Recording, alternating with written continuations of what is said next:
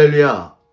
오늘도 하나님께서 귀한 은혜로 우리에게 새날을 허락하여 주셨습니다. 이 아침에 저희들 말씀과 함께 시작함이 얼마나 감사한지, 하나님께 영광이요 여러분들의 삶에는 은혜로 충만하길 주님의 이름으로 축원합니다. 오늘 우리가 함께 나눌 말씀은 시편 69편 29절로 36절의 말씀입니다. 우리가 살펴보는 이 시편 69편은 그 배경을 알 수 없다라고 얘기합니다. 그런데 많은 성경학자들은 이 시편의 내용을 살펴보니까 아들 압살롬이 다윗을 반역하여 죽이러 쫓아오는 그 상황, 아니면 넷째 아들 아도니아가 반역을 했을 그때의 그 상황이 아닐까라는 추측들을 많이 하곤 합니다. 이유가 어떠하든 간에 지금 다윗은 굉장히 마음이 상해 있고 아파하며 정말 어디로 갈지 몰라 막막한 가운데 있는 것을 우리는 이 저자의 비통해하는 기도의 모습을 통해, 그리고 대적을 향하여 쏟아붓는 이 대적들을 하나님 어떻게 해주세요 라고 이야기하는 그러한 기도를 통해 우리는 그 마음을 엿볼 수가 있습니다. 어제 신동엽 목사님께서 대적을 향한 기도, 그 기도에 대해 솔직한 기도에 응답하시는 하나님에 대해서 우리에게 말씀을 함께 나누었습니다. 바리새인들과 같이 가식적인 기도가 아니라 내 마음에 있는 그 모든 것들을 그저 그대로 하나님 앞에 울분으로 부르짖을 수 있는 그 다윗의 솔직한 기도, 우리는 그 기도를 닮아야 할 것입니다. 그리고 더 나아가 우리는 기도함에 있어서 하나님이 어떠한 분이신지를 우리는 분명히 먼저 생각해 보아야 합니다. 오늘 그래서 우리는 말씀을 통하여서 오늘 다윗의 이 기도가 왜 능력이 있고 왜 다윗의 기도를 통해 우리가 배워야 하는지 한번 살펴보길 원합니다. 어제까지의 말씀 28절까지의 말씀은 대적을 향한 기도였다라고 이야기한다면, 오늘 29절부터는 자기를 향한 기도의 관점이 바뀌었습니다. 우리도 삶을 살아가면서 억울한 일을 당할 때 우리는 그 문제의 해결을 위해서, 또한 우리에게 상처를 주고 아픔을 주는 사람을 위해 원망의 기도가 되어질 때가 있습니다. 이 원망의 기도도 필요합니다. 그런데 거기서 끝나면 안 된다는 겁니다. 다른 이의 원망의 기도로 나아갔다라면 이제 그 기도는 나를 중심으로 한, 나를 향한 기도가 되어져야 된다는 거지요. 자, 오늘 다윗의 기도는 어떠했습니까? 29절의 말씀에 보니까 이렇게 합니다. 오직 나는 가난하고 슬퍼오니 하나님이여 주의 구원으로 나를 높이소서. 여기서 말하는 이 가난함은 그가 정말 가난하다는 뜻이 아닙니다. 사랑하는 성도 여러분, 다윗이 가난할 때가 있었습니까? 항상 하나님께서 은혜로 베풀어 주시는 그에게 쫓기는 상황 가운데서도 하나님은 그를 입히시고 먹이시고 살펴주셨습니다. 다윗이 가난하다라는 말은 우리가 언뜻 떠오르는 말씀이 있죠.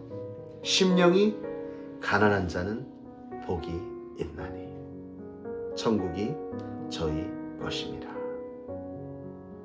지금 그의 가난함은 다른 것이 아닙니다. 쫓김을 당해서, 괴로움을 당해서, 반역을 당해서 외로운 것이 아닙니다. 다윗의 삶을 보면 압살롬에게 쫓겨 도망치는 그 순간에도 무엇을 그리워했어요? 성소의 시온의 하나님을 그리워했던 것을 보게 됩니다. 그 하나님의 임재를 그리워했다는 거지요. 지금 대적들을 향한 그 원망과 갈등과 괴로움 때문에 그 마음의 심령이 더욱더 망가지고 있는 거예요. 그래서 어떠한 기도를 합니까? 밑에를 보니까 이렇게 기도하잖아요. 이것이 소 곧 뿔과 굽이 있는 황소를 드림보다 여호와를 기쁘시게 함이 될 것이니라. 여호와는 궁핍한 자의 소리를 들으시며 자기로 말미암아 갇힌 자를 멸시하지 아니하시리로다. 다윗은 지금 가난하고 슬픈 상한 심령으로 주님 앞에 나아가는 것입니다. 왠 줄 아세요? 주님은 말씀하셨습니다. 시편 51편 17절의 말씀을 통해 다윗은 깨달았습니다. 하나님께서 구하시는 제사는 상한 심령이라. 하나님이여 상하고 통회하는 마음을 주께서 멸시하지 아니하시리로다. 다윗은 알았어요. 상한 마음으로 통회하고 자복하는 심령의 제사를 하나님은 기뻐 받아주신다는 겁니다. 황소를 드림보다, 뿌리 있는 그 온전한 황소를 드림보다 하나님은 지금 자신의 마음 가운데 가난한 심령으로 드려지는 그 예배와 그 기도를 하나님은 더욱 찾고 계시다는 거지요. 또한 의를 위하여 핍박받는 자는 천국이 저희 것임이라 마태복음 5장의 상산수훈을 통해서 말씀해 주셨습니다. 사랑하는 성도 여러분, 다윗이 고난을 당하는 것, 다윗이 지금 어려운 일을 당하는 이 모든 일에 다윗의 잘못만 있어서 되어지는 것은 아니겠지요. 우리의 삶 가운데도 나의 잘못 그 이상으로 나의 잘못도 아닌 그 상황 가운데 우리도 어려운 일을 당하거나 곤란한 일을 당할 때가 있을 것입니다. 그때 하나님은 우리를 부르십니다. 어떻게 해요? 우리의 무너진 마음, 우리의 상한 심령, 때로는 주를 위하여 충성하다가 당하는 그 의로운 고난, 이러한 것들로 내 상한 심령이, 내 비어져 있는 심령이, 나의 가난한 심령이 하나님으로 채워지기를 원하여 하나님은 이 시간 우리를 부르고 계시고 있다는 사실을 우리는 기억해야 합니다. 실망하고 낙담하고 쓰러지는 일은 누구나 할 수 있습니다.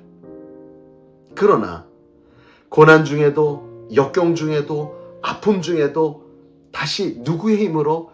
예수 그리스도의 힘으로 일어나는 것은 오직 아버지 하나님의 부르심을 받은 하나님의 자녀된 저와 여러분만이 가능하다는 겁니다. 다윗이 누구나 봐도 그냥 넘어져 있고 좌절해 있고 쓰러져 있어도 그래도 이해가 될 만한 그런 사람인데, 지금 그는 마음을 바꿔서 자신을 향해 나의 가난한 심령 때문에, 나의 가난한 이 심령과 상한 심령으로 하나님을 간절히 찾고 있는 모습을 우리는 볼 수가 있습니다. 그런 이유로 어떠한 일이 일어납니까? 공고한 자가 이를 보고 기뻐하나니 하나님을 찾는 너희들아 너희의 마음을 소생하게 할지어다. 할렐루야. 우리의 하나님을 의지하는 삶 가운데 나타나는 우리의 삶의 모습이 다른 곤란하고 역경 가운데, 고난 가운데, 낙담 가운데 있는 저들의 심령이 소생케 되어지는 놀라운 기회를 우리를 통해 저들에게 주어질 수도 있다는 것입니다. 그러므로 사랑하는 성도 여러분, 이 세상 가운데 믿음의 삶을 살아가는 건 나만의 삶이 아닙니다. 하나님과 나와의 관계가 온전해질 때 나를 통해 내 주위에 있는 사람들에게까지도 하나님의 은혜를 경험케 하는 놀라운 구도자, 놀라운 브릿지, 다리와 같은 역할을 감당하게 된다는 것입니다. 사랑하는 성도 여러분, 오늘 말씀을 통해 우리는 한 가지 기억했으면 좋겠습니다. 하나님은 우리의 심령이 상할 때, 내가 내 마음을 비우고 가난할 때, 그때 더욱 우리 안에 충만하게 역사하여 주시기를 원하신다는 것입니다. 어떠한 상황 가운데서도 빌립보서 4장 6절에서 7절의 말씀을 기억하십시오. 아무것도 염려하지 말고 오직 모든 일에 기도와 간구로 너희 구할 것을 감사함으로 하나님께 아뢰라. 그리하면 이 모든 지각 위에 뛰어나신 하나님의 평강이 그리스도 예수 안에 너희의 생각을 지키시리라. 오늘도 우리를 사랑하셔서 성령으로 내 안에 함께 하시는 주님, 그 주님을 의지하여 나의 상한 심령을 온전케 하시고 가난한 심령을 채워주시는 그 놀라운 은혜 안에서 사랑하는 성도 여러분, 더욱 승리하며 힘내어 오늘 하루도 감사의 이유가 여러분의 삶 가운데 넘쳐나기를 간절히 주님의 이름으로 축원합니다.